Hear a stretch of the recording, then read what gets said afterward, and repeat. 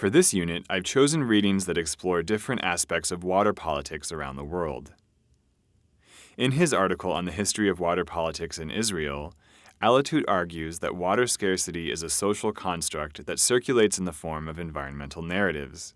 He shows how Israeli perceptions of water's relative abundance or scarcity reflect broader societal dynamics.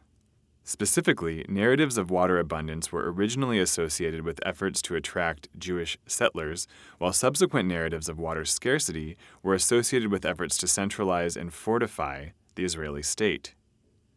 Theriault is not suggesting that water scarcity is simply invented for political purposes.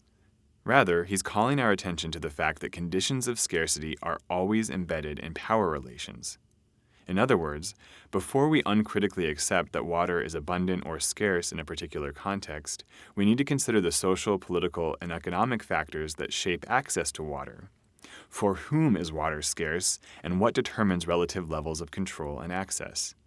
Similarly, we need to consider the question of who stands to benefit from perceptions of abundance or scarcity at a given time and place. Let us then keep these questions in mind as we read the pieces by Kaufman and Spector. Kaufman highlights the emerging futures market in water. Clearly, those who trade water as a commodity on the futures market stand to benefit from the construction of water as an increasingly scarce resource. Spector, meanwhile, suggests that an increasing number of armed conflicts will be fought over access to fresh water. Do you think that the global commodification and trading of water makes these armed conflicts more or less likely? Finally, Sultana and Loftus review arguments for and against making access to clean water a human right. Critics of this proposal, they suggest, are concerned that the right to water will be co-opted by powerful interests.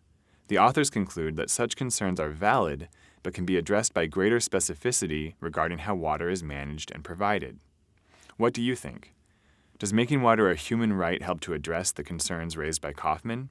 Or does this classification simply make water seem even more precious and thus amplify the scramble to control it? The issues raised in these readings are complicated and fraught with dilemmas. I'm eager to see how each of you works your way through them.